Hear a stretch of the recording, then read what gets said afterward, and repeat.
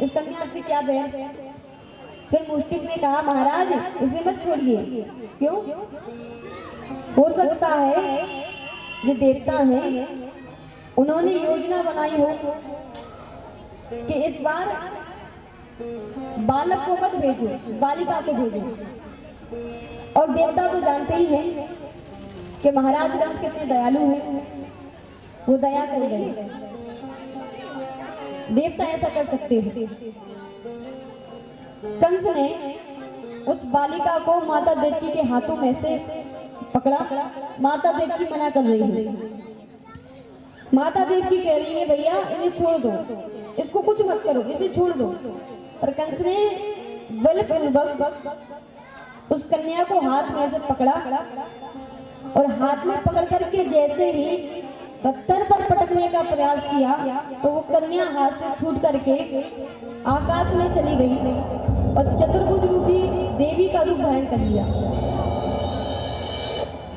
और कंस से कहा अरे कंस, जिस काल से तुझे इतना डर लग रहा है, जिस काल के भय से तू इतना भयभीत है, तेरे उस काल ने तो ब्रज में अवतार ले लिया है। कंस ने कहा भैया बताओ कहाँ लिया है, कौन सी जगह लिया है, किसके घर लिया है, नाम क्या है?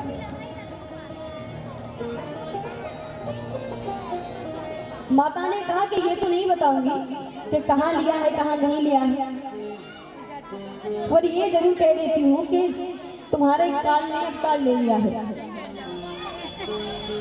और वो देवी अदृश्य हो गई और जाकर के विंध्याचल पर्वत पर निवास करने लगी। और वही माता आज संसार में विंध्य निवासिनी के नाम से जानी जाती है। बोली विंध्य निवासिनी मैया की। माता विंध्य निवासिनी विंध्याचल पर्वत पर निवास करती है। अब ये तो हुई मथुरा की बात। अब चलते हैं गोकुल में। गोकुल में रहते हैं नंद बाबा और मैया यशोदा। नंद बाबा 75 के हो गए पर अभी तक लाला नहीं हुआ। आज ब्राह्मणों की मंडली आई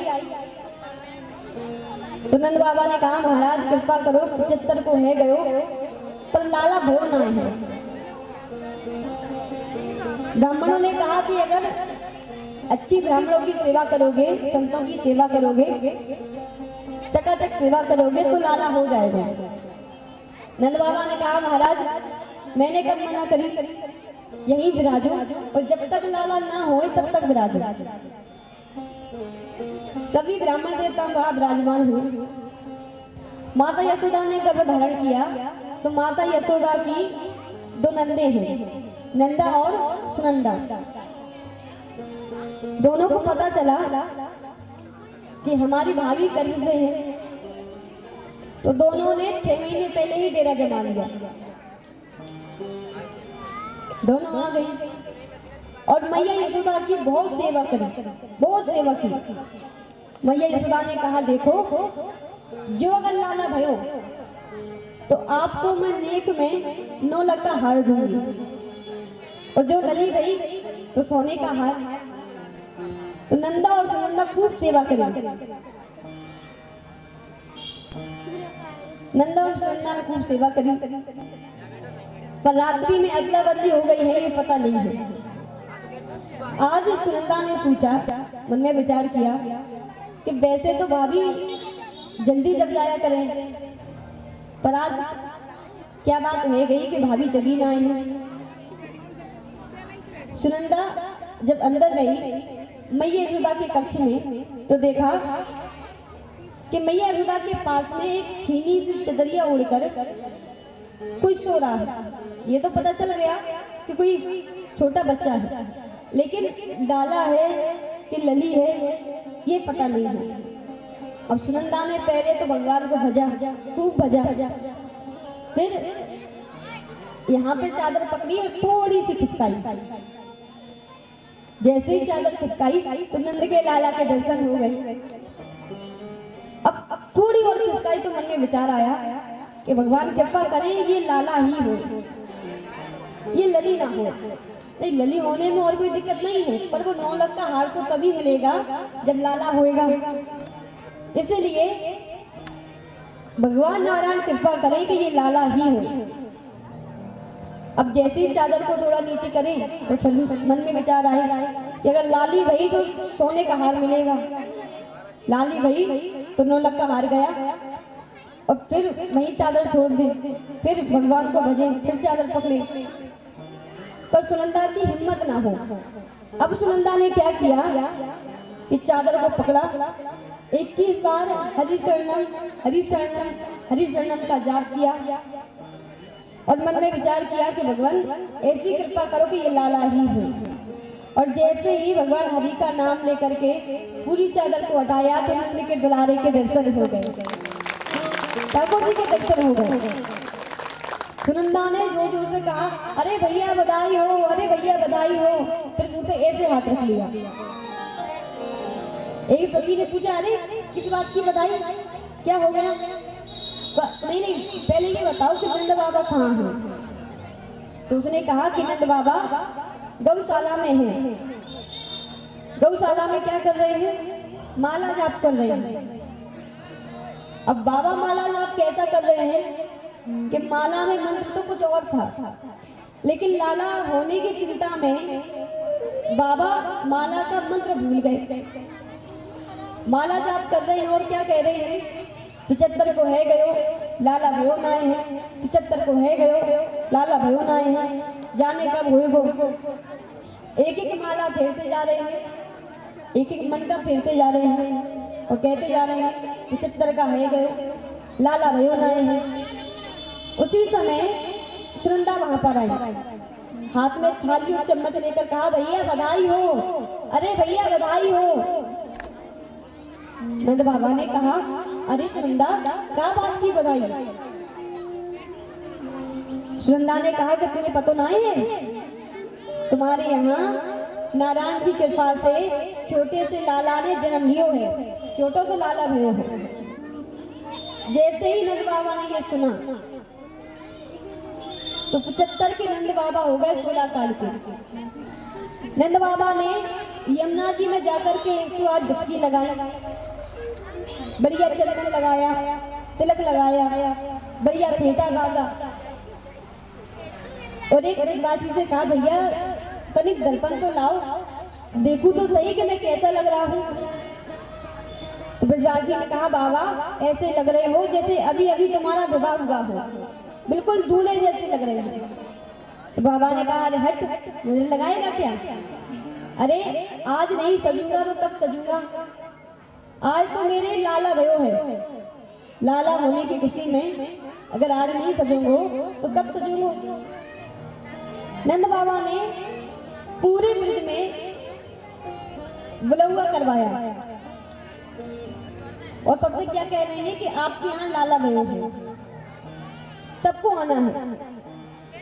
सभी गोपियां हैं, ब्रिज की सभी जो नई नई बहुएं हैं सभी इकट्ठा हुई।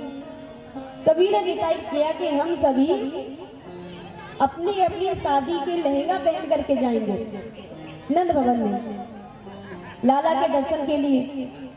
अब जितनी भी नई नई बहुएं हैं उनके शादी के जो लहंगे हैं तो किसी के 10 साल पुराना है, किसी का 5 साल पुराना है, किसी का 2 साल पुराना, किसी का 1 साल पुराना। उन बहुओं के लहंगे ऐसे हैं। सबने तैयारियां की, सब तैयार हो गई। उन सभी के बीच में एक 85 वर्ष की बूढ़ी अम्मा है। अब अम्मा 85 वर्ष की है, बूढ़ी है, तो 85 वर्ष पुराना लहंगा है मैया का। मैया ने कांपते हुए वो लहंगा पहना। अब मैया 85 वर्ष की है तो दिखता भी थोड़ा कम है। जब श्रृंगार करने बैठी तो श्रृंगार करने में थोड़ी गड़बड़ हो गई। गड़बड़ कैसी हो गई कि जो होठों पे लगाने वाली चीज थी वो आंखों में लगा ली और जो आंखों में लगाने वाली थी वो होठों पे लगा ली। मतलब काजल लगा लिया होठों पर और लाली लगा ली आंखों पर। मैया ने बढ़िया चुनरी ओढ़ी और उन सखियों से कहा कि चलो मैं भी तुम सबके साथ चलूंगी। तो पहले तो गोपियों ने जब देखा तो खिखी करके जोर से हंसी। तो मैया ने पूछा कि अरे हंस क्यों रही हो, क्या मैं सुंदर नहीं लग रही हूँ क्या? तो गोपियों ने कहा मैया तुम तो ऐसी सुंदर लग रही हो कि तुम्हें देखकर तो देवता भी रिझ जाए, इतनी सुंदर लग रही हो। मैया ने कहा कि अरे आज मेरे यहाँ लाला भयो है, नंद बाबा के यहाँ लाला भयो है, अगर आज नहीं सजूंगी तो कब सजूंगी? और सभी के सभी नंद भवन पहुंची नंद बाबा के यहाँ। और आशीर्वाद तो सबको ये देना चाहिए कि जुग जुग जियो, खूब आनंद करो, खूब मंगल करो। लेकिन गोपियां जब पहुंची तो गोपियां क्या कह रही हैं ठाकुर जी से कि लाला आप खूब ब्रज में रहो और खूब हमारी रक्षा करो। ये आशीर्वाद निकला है सभी गोपियों का ठाकुर जी के लिए। सभी गोपियां अंदर आई तो देखा कि नंद बाबा द्वार पर खड़े हैं। सभी गोपियों ने कहा बाबा लाला के दर्शन हो गए कि नहीं हुए? बाबा ने कहा कि अभी कहाँ हुई है, तो दर्शन करने हैं कि नहीं करने? बाबा ने कहा करने तो हैं। तो ऐसे रूखे सूखे दर्शन थोड़ी करते हैं, तो लाला के दर्शन करने से पहले थोड़ा नचा जाता है, थोड़ा नचिए तब कहीं जाकर लाला के दर्शन होंगे। तो नंद बाबा ने खूब नृत्य किया, नंद बाबा प्रसन्नता से नाच रहे हैं। ब्रजवासियों ने सोचा कि भाई ऐसा ना हो कि हमारे बाबा को नजर लग जाए। तो सभी ब्रजवासी जो अपने साथ दही लेकर के आए थे, जो मक्खन लेकर के आए थे, उन्होंने वो दही वो मक्खन नंद बाबा के ऊपर डालना शुरू कर दिया, ये सोचकर कि नंद बाबा को नजर ना लग जाए।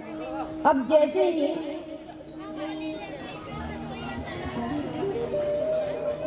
कक्ष के द्वार खुले तो नंद बाबा ने सभी ब्रजवासियों के साथ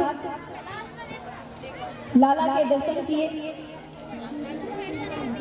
और लाला के दर्शन कह करके सभी गोपियां कह रही हैं जुग जुग जीवे रे यशोदा मैया तेरा ललना, जुग जुग जीवे रे यशोदा मैया तेरा ललना, जुग जुग जीवे रे यशोदा मैया तेरा ललना, जुग जुग जीवे रे यशोदा मैया तेरा ललना, तेरा ललना यशोदा तेरा ललना, तेरा ललना यशोदा तेरा ललना,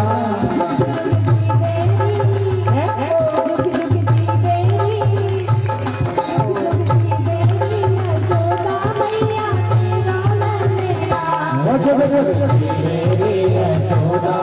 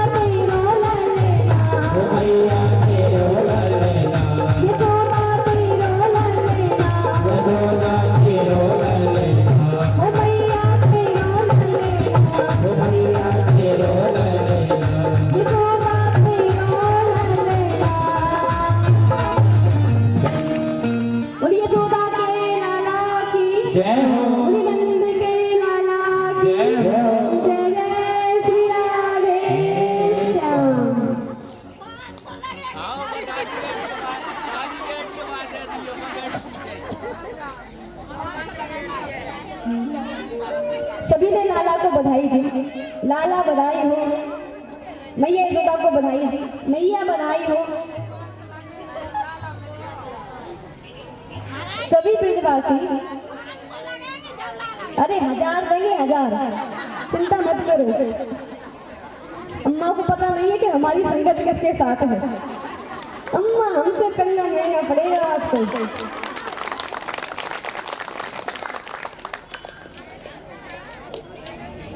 सभी ने मैया यशोदा को बधाई दी, लाला को बधाई दी और नंद भवन में बहुत भारी उत्सव हो रहा है। ऐसा उत्सव कि जो ना किसी ने सुना और ना किसी ने देखा, ऐसा उत्सव हो रहा है। आज बरसाने से लाला के लिए टीका आया है। क्या आया है? टीका। क्योंकि नंद बाबा और ब्रजभान जी परम मित्र हैं और दोनों ने ये निर्णय लिया था कि इनके यहाँ जो भी संतान होगी, चाहे लड़का हो या लड़की हो, दोनों आपस में उसका विवाह करेंगे और समधी बनेंगे। ब्रजभान जी के यहाँ तो पहले ही किशोरी श्री राधा रानी ने अवतार धारण कर लिया है, श्री जी पधार चुके हैं। अब नंद बाबा के यहाँ लाला भयो है, इसीलिए बरसाने से टीका आया है। और टीका भी कैसा, पूरा बरसाना आया है टीका लेकर के। सभी ब्रजवासी अपने हाथों में मक्खन के गोले लेकर के आए हैं, क्योंकि जिसके पास जो चीज अधिक होती है प्रसन्नता में वो वही निछावर करता है, वही लुटाता है। किसी के पास फूल लग रहे होंगे तो सेवा के लिए, स्वागत के लिए फूल तोड़ करके लाएगा, फूल बरसाएगा। किसी के पास पैसे हैं तो पैसे निछावर करेगा। जिसके पास जो वस्तु होती है वो उसी से भगवान की सेवा करना चाहता है। इसलिए आज जो ब्रजवासी हैं, जो बरसाने के ब्रजवासी हैं, वो सभी अपने साथ मक्खन का गोला लेकर आए हैं। मक्खन का गोला इतना बड़ा, और जिस भी गली से निकल रहे हैं एक दूसरे के ऊपर फेंकते जा रहे हैं। जब ब्रजवासी आए और मक्खन फेंक रहे हैं तो थोड़ा हल्ला हुआ जब हल्ला हुआ तो एक बूढ़ी मैया है जो 95 वर्ष की है। मैया ने हाथ में डंडा पकड़ा और डंडा पकड़ करके मैया बाहर आई और मैया ने कहा, क्यों रे लाला, भैया ये कैसा हल्ला है? और जैसे ही पूछने के लिए मुख खोला तो मैया 95 वर्ष की है, दांत तो पहले ही पधार चुके हैं, दांत तो बचे नहीं हैं। तो जैसे ही मैया ने पूछने के लिए मुख खोला तो उधर से एक ब्रजवासी ने ऐसा निशाना बनाया, ऐसा गोला फेंका कि वो गोला सीधे मैया के मुख से होते हुए पेट में चला गया। जैसे ही गोला अंदर गया तो मैया का मुख लिपट गया। मैया ने पहले तो जीभ से पूरा मुख चाटा, फिर मैया ने पूछा कि अरे भैया लाला, ये किस बात का हल्ला हो रहा है? तो ब्रजवासी ने कहा, भैया आपको नहीं पता, नंद बाबा के यहाँ लाला भयो है, बाके ताई बरसाने से टीका आयो है। और जैसे ही कहा तो फिर दोबारा गोला आया, फिर मैया के मुख से होते हुए पेट में चला गया। मैया ने फिर मुख साफ किया और कहा, भैया ऐसो लाला तो रोज हो और ऐसे ही माखन खाने मिले। सभी ब्रजवासी नंद भवन में पहुंचे। सभी कह रहे हैं, नंद भवन का टोटा जायो और बरसाने से टीका आयो। नंद घर में लाला भयो है, वाके ताई बरसाने से टीका आया है। श्री सुखदेव जी महाराज इस लीला का वर्णन कर रहे हैं। सुखदेव जी महाराज कहते हैं, राजन, कंस ने कुछ समय के लिए वासुदेव और देवकी को कारागृह से मुक्त कर दिया। बरसाने में और गोकुल में उत्सव चल रहा है। उत्सव में सभी आए हैं, लेकिन माता रोहिणी नहीं आई। क्यों नहीं आई? क्योंकि उनके पति जो हैं वासुदेव जी, वो कंस के यहाँ बंदी हैं।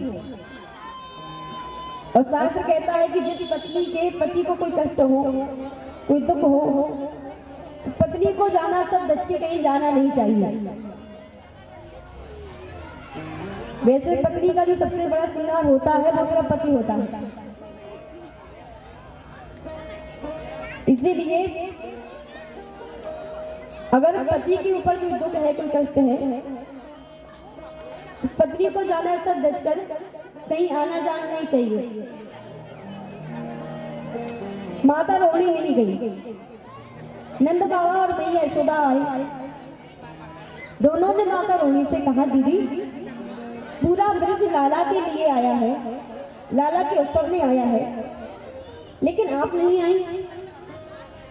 तो माता रोहिणी ने कहा कि आप तो जानते हो मेरे पति वासुदेव जी कारागृह में हैं, और शास्त्र कहता है कि जब पति पर कोई कष्ट हो, संकट हो, तो पत्नी को जाना सब बच के कहीं जाना नहीं चाहिए। इसलिए मैं कहीं नहीं गई।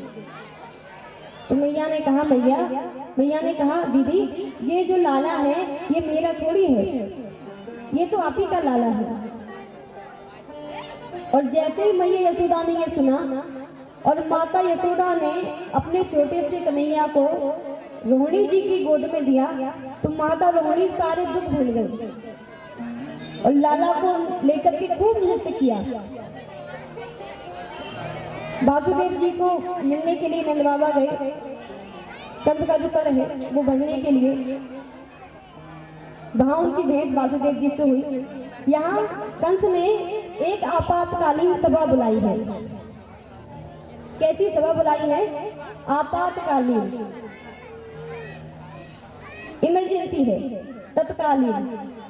और कंस ने आदेश दिया कि जितने भी बड़े राक्षस हैं, जितने भी बड़े दैत्य हैं, जहां जहां पर हैं, सभी आज हमारी सभा में आए। सभी बड़े बड़े दैत्य, बड़े बड़े असुर, बड़े बड़े राक्षस कंस की सभा में आए। कंस ने सभी से कहा, मेरे काल ने ब्रज में अवतार ले लिया है और हमें उसे नष्ट करना है। इसलिए कौन है जो ब्रज में जाएगा? और हमारे काल को मारकर आएगा। तो सभी ने हाथ उठा दिया, हम जाएंगे हम जाएंगे। कंस ने कहा कि तुम चले तो जाओगे, पर तुम्हें अंदर जाने कौन देगा, घर में घुसने कौन देगा? तुम्हारा इतना डरावना स्वरूप है, इतने भयंकर तुम दिखते हो। तो सभी ने कहा महाराज कोई न कोई व्यवस्था कर लेंगे, हम चले जाएंगे। तो उन सभी के बीच में पूतना मौसी बैठी थी। पूतना ने कहा कि महाराज चिंता मत करिए, मैं जाऊंगी आपके काल को मारने के लिए। कंस ने कहा मुझे लगता है कि तुमने कभी सही से खुद को देखा नहीं है। अरे जब इन्हें नहीं जाने दे रहे हैं तो तुम्हें कहां से जाने देंगे? पूतना ने कहा कि मैं मेकअप करके जाऊंगी। जैसे आजकल फोटो खींचते हैं, अगर मेकअप सही नहीं है तो फिल्टर लगा लेते हैं। शादी हो तो जाकर के पार्लर में बढ़िया श्रृंगार करवाते हैं ना। सुनो तो सही, पहले पार्लर में जाता कोई और है और निकलता कोई और है। स्थिति ये हो जाती है कि बच्चे ही माँ को नहीं पहचानते, और अगर कोई रिश्तेदार देख ले तो वो कहता है ये कौन है, भैया इसे तो देखा ही नहीं। तो पूतना ने कहा कि मैं ऐसा वैसा मेकअप करके नहीं जाऊंगी, तो प्लास्टिक पेंट करवा करके जाऊंगी जो छूटे ही ना। पूतना ने बढ़िया सुंदर स्वरूप धारण किया, और सुंदर स्वरूप धारण करके पूतना ब्राह्मणी के रूप में नंद भवन में पहुंची।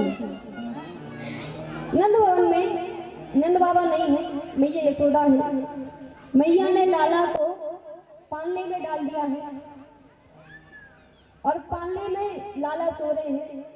मैया ने विचार किया कि जब तक लाला सो रहा है तब तक मैं अपने मेहमानों की सेवा करूं, उनका सत्कार करूं। उसी समय पूतना आ गई। पूतना ने कहा मैया यशोदा कहाँ हो? मैया यशोदा बाहर आई। मैया यशोदा ने कहा कहिए देवी जी क्या काम है?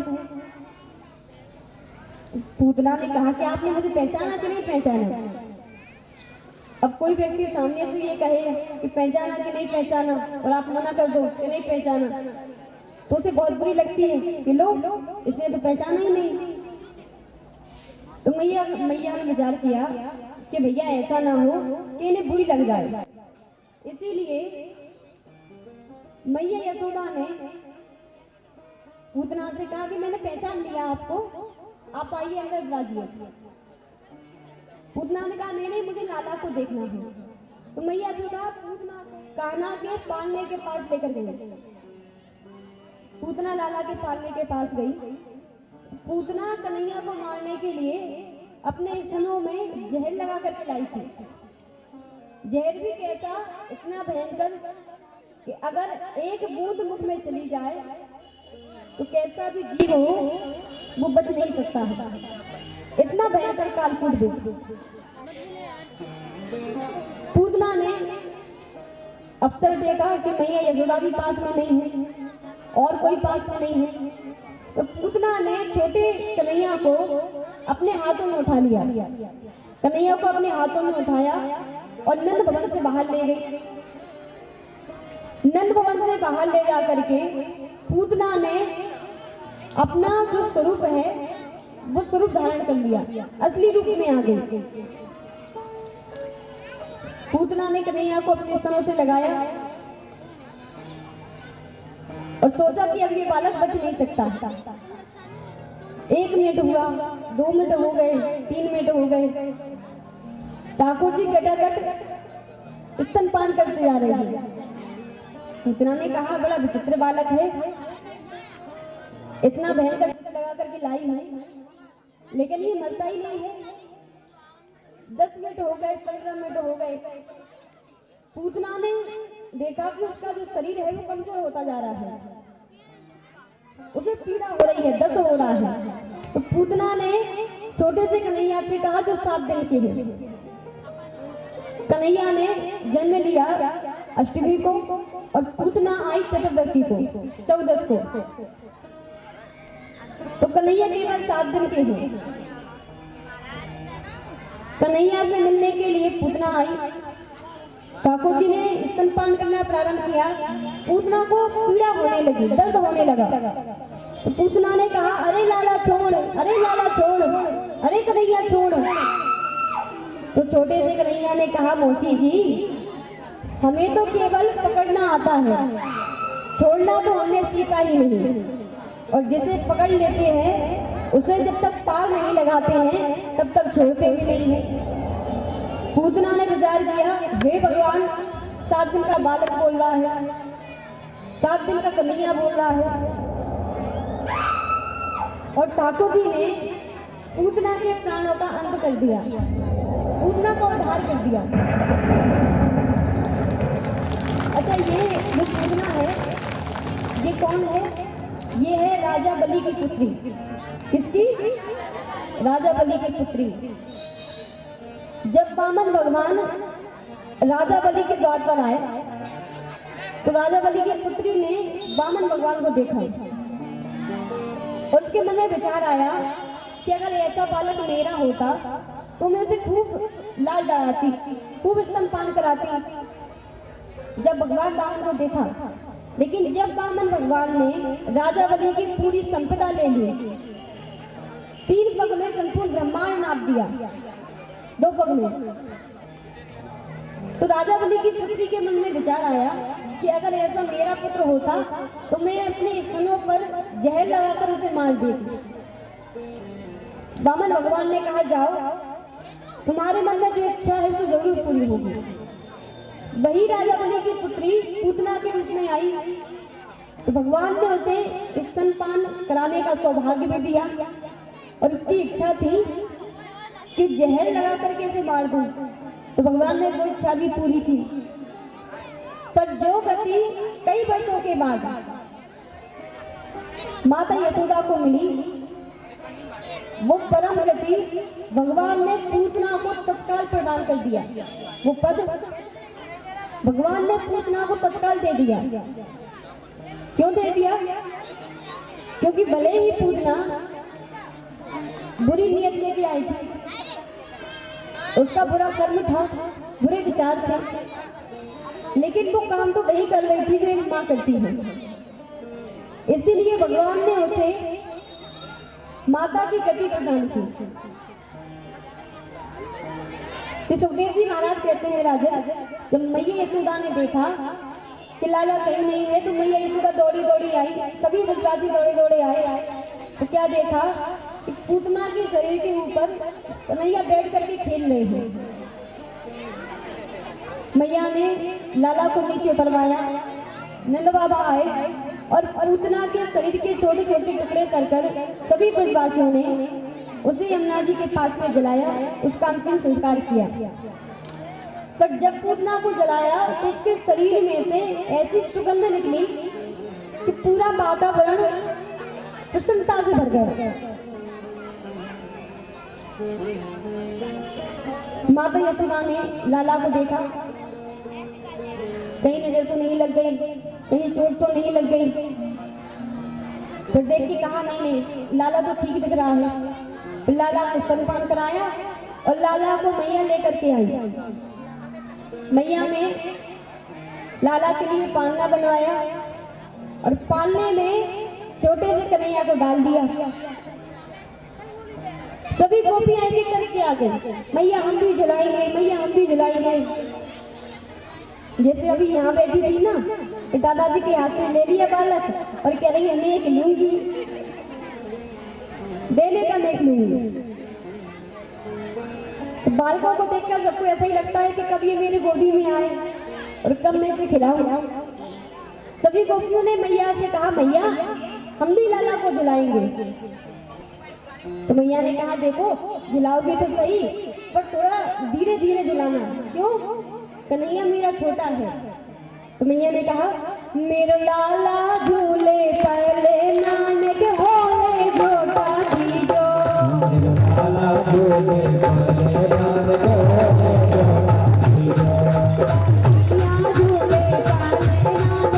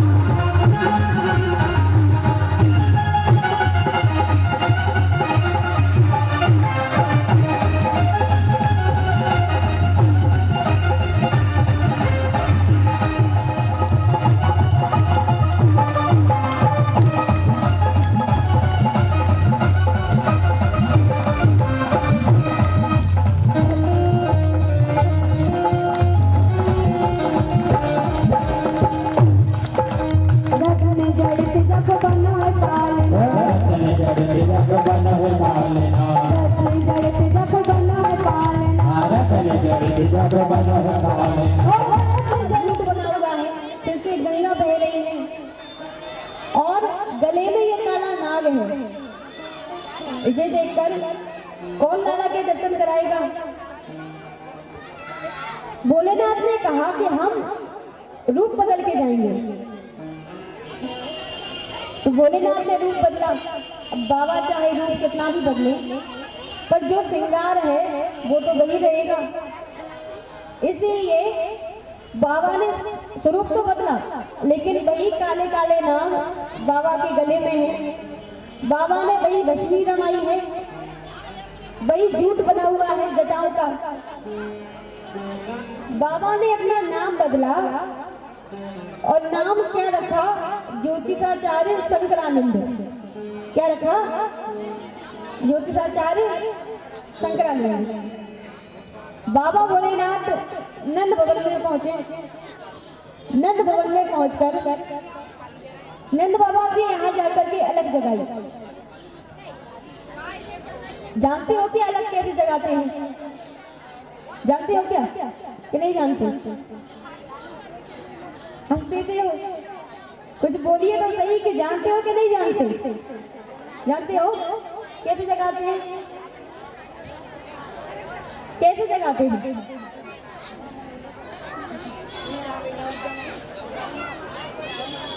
आपको पता है? नहीं है? चलो हम बताते हैं कैसे जगाते हैं अलग। बाबा भोलेनाथ पहुंचे और बाबा भोलेनाथ ने अलग जगाई और कहा, अलग दिखला दे झलक, खोल दे पलक पलक पलक। बाबा ने अलग जगाई और बाबा पहुंचे नंद भवन में। मैया यशोदा ने लाला को सुलाया है। मैया यशोदा बाबा की आवाज सुनकर बाहर आई तो बाबा से हाथ जोड़कर कहा, बाबा मैं आपकी क्या सेवा करूं? तो बाबा ने कहा कि मैया हम जो मांगेंगे क्या आप हमें वो दोगी?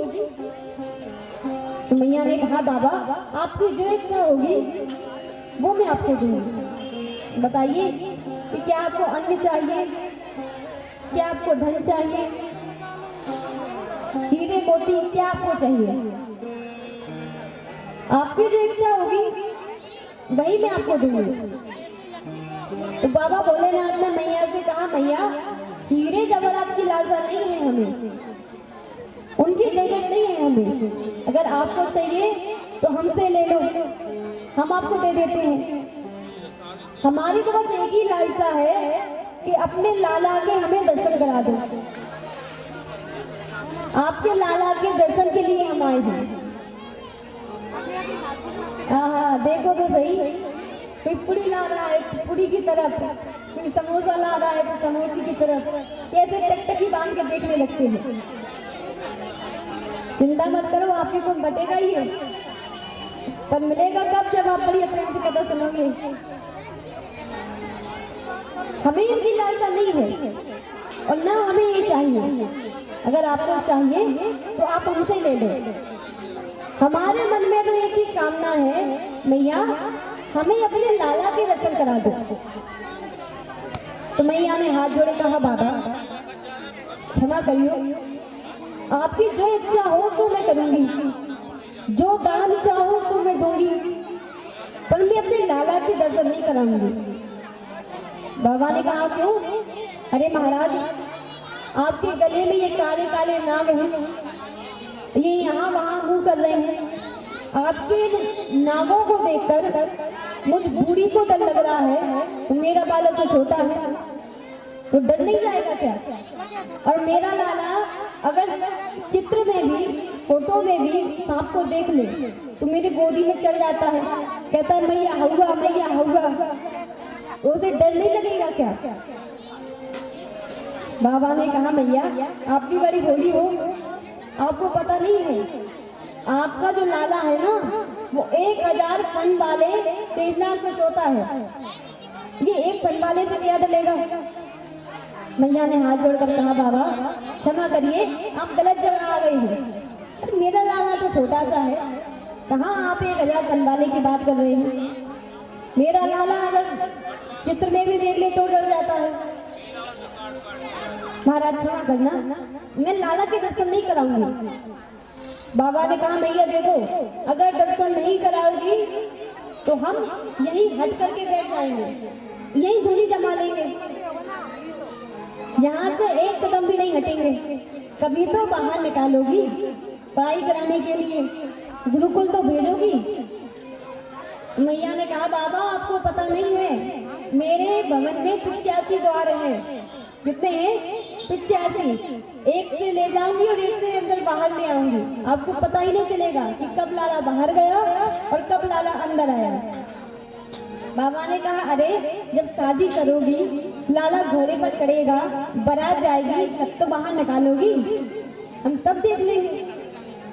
मैया ने कहा बाबा बैठे रहो यही, बारात में दूसरे दरवाजे से निकालूंगी और तीसरे से वापस ले आऊंगी। बाबा ने देखा कि मैया तो बहुत हटी है, बहुत हट कर रही है। कहा मैया तो दर्शन नहीं कराओगी, हम जाएं? मैया ने कहा बाबा मैंने कब कहा कि जाओ, विराजो, भोजन करो, और कोई इच्छा हो तो कहो, पर बाबा मैं अपने लाला के दर्शन नहीं कराऊंगी। बाबा ने कहा कि जब दर्शन नहीं कराओगी तो हमारा यहाँ क्या काम। और बाबा भोलेनाथ नंद भवन से आगे चले गए बढ़ करके। जैसे ही आगे गए एक वृक्ष के नीचे जाकर बैठ गए। बाबा ने धूली जमाई। जैसे ही बाबा भोलेनाथ गए तो यहाँ कन्हैया ने जोर जोर से रोना शुरू कर दिया। कन्हैया रोने लगे।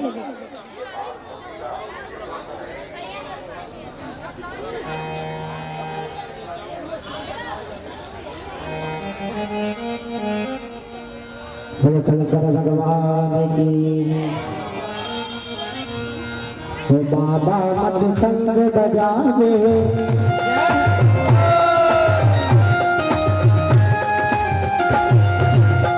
वहाँ डाली डाली पर वहाँ पत्ते पत्ते पर, वहाँ डाली डाली पर वहाँ पत्ते पत्ते पर, राधे राधे का चलता गाँव में दीवाना है। वो वृंदावन में मचले बरसाने वाली का, वृंदावन में मचले बरसाने वाली का, दीवाना है। राधे राधे का, राधे राधे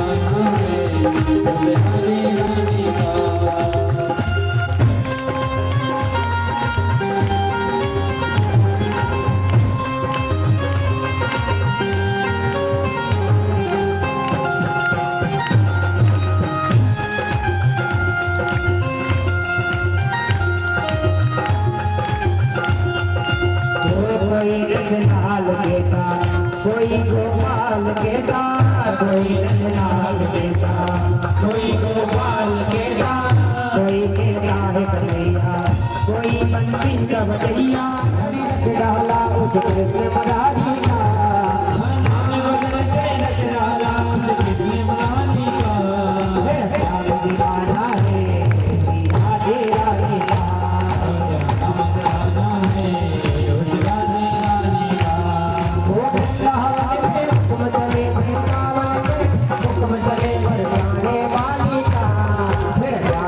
दीवाना है राधे राधे का। राधे राधे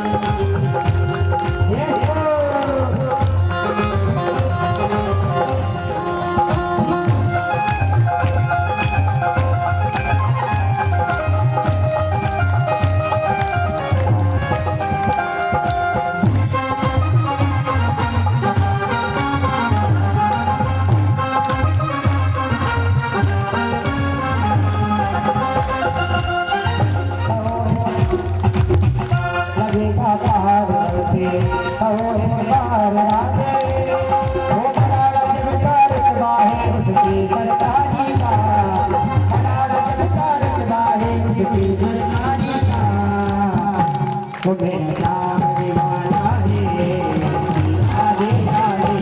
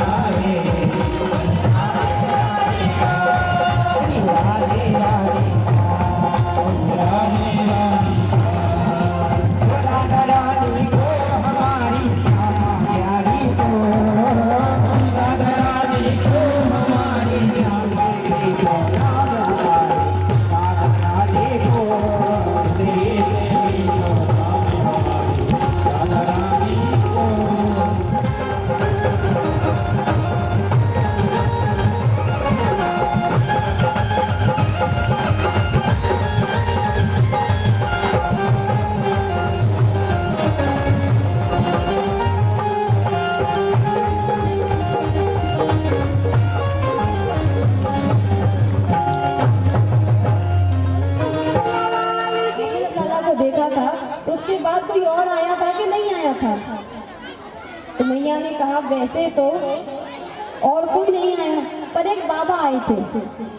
बाबा क्या कह रहे थे? बाबा कह रहे थे कि अपने लाला के हमें दर्शन करा दो। जब नहीं कराए तो बाबा चले गए। तो गोपी ने कहा मैया हो ना हो, वो बाबा ही लाला के ऊपर कोई टोना करके चले गए हैं। मैया ने कहा तो क्या करूं? तो गोपी ने कहा मैया उस बाबा को बुलवाइए और बाबा जी से पूछिए कि वो क्या चाहते हैं। मैया ने कहा तो जा जल्दी बाबा जी को बुला के ला। गोपी ने कहा कि बाबा किस तरफ गए हैं? तो मैया ने कहा किस ओर गई है? गोपी दौड़ी दौड़ी बाबा भोलेनाथ के पास गई। अब बाबा भोलेनाथ से कहा चल रहे बाबा नंद भवन में, चल रहे बाबा नंद भवन में, तो यशोदा माई बुलावे, बाके लाला को नजर लगी है राई लोन करवा दे। इसलिए बुला रही है नजर उतरवाने के लिए। बाबा ने कहा कि जाओ पूछ के आओ क्या वो अपने लाला के दर्शन हमें कराएंगी। अगर हमें दर्शन कराएंगी तो ही हम आएंगे, नहीं हम नहीं आएंगे। गोपी दौड़ी दौड़ी मैया यशोदा के पास आई। मैया से कहा मैया बाबा कह रहे हैं कि क्या लाला के दर्शन कराओगी?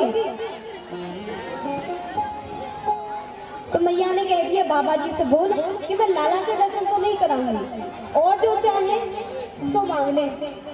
गोपी फिर दौड़ी दौड़ी गई। अब यहाँ से बाबा दौड़ा दे, यहाँ से मैया दौड़ा दे। तो बेचारी गोपी दौड़ी दौड़ी हिम्मत करके मैया के पास गई। मैया से कहा मैया जो बाबा कह रहे हैं वो मान लीजिए, क्योंकि अब मेरी सामर्थ्य नहीं है कि मैं दौड़ सकूं। अब दौड़ी तो सीधी ऊपर पहुंच जाऊंगी, इसलिए बाबा जो कह रहे हैं मान जाओ। मैया ने कहा ठीक है, जा बाबा जी को बुला ला। गोपी दौड़ी दौड़ी आई बाबा भोलेनाथ को बुलाने के लिए। बाबा भोलेनाथ आए, मैया ने लाला के दर्शन कराए बाबा को, पर लाला का रोना चुप नहीं हुआ। मैया ने कहा बाबा आपने तो कहा था कि मैं आपको लाला के दर्शन करा दूं। जब मैंने दर्शन करा दिए हैं तो फिर लाला रोना क्यों बंद नहीं कर रहा है, क्यों रोते जा रहा है? बाबा ने कहा कि जब तक हाथ में नहीं दोगी तब तक आपके लाला चुप नहीं होंगे। मैया ने कहा बाबा मुझ बूढ़ी को आपके इन बालों जो आपके इन नागों से डर लग रहा है, मेरे लाला की क्या स्थिति होगी? महाराज कृपा ऐसे करो कि लाला मेरी गोदी में ही रोना बंद कर दे। बाबा ने कहा नहीं, पहले गोदी में रहना पड़ेगा। तो मैया ने कहा बाबा जरा अपने नागों को कहो ना कि उधर मुंह करे, मेरे लाला को डर लगेगा। तो जो गले में नाग है वो इधर हो गए। बाबा भोलेनाथ ने जैसे ही कन्हैया कन्हैया को अपनी गोदी में लिया तो छोटे से कन्हैया किलकारी देकर के हंसने लगे जोर जोर से। कन्हैया ने हंसना प्रारंभ कर दिया। अब जैसे ही कन्हैया ने हंसना प्रारंभ किया तो मैया ने अपने हाथ में ले लिया और कन्हैया ने फिर रोना शुरू कर दिया। अब बाबा ने तो हंसने लगी और मैया ने तो रोने लगी। मैया से कहा एक गोपी ने, मैया ये जो बाबा जी है ना, इन्होंने अपना पूरा टोना हटाया नहीं है सही से। अगर हटा देते तो लाला रोना बंद कर देता। तो मैया ने कहा बाबा कुछ ऐसी कृपा करो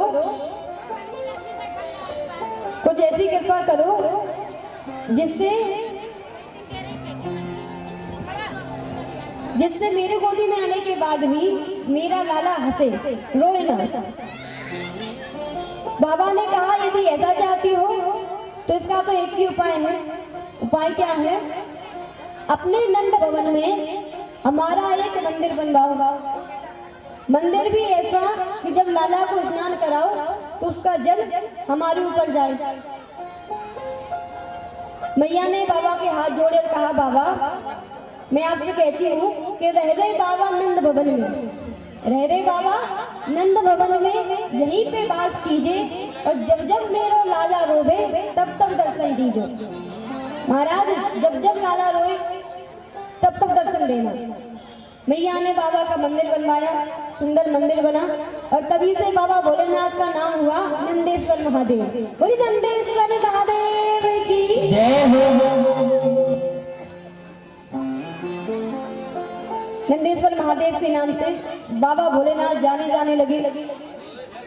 वासुदेव जी को चिंता हुई कि पता नहीं नंद बाबा ने मेरे लाला का नामकरण संस्कार किया है कि नहीं किया है। इसीलिए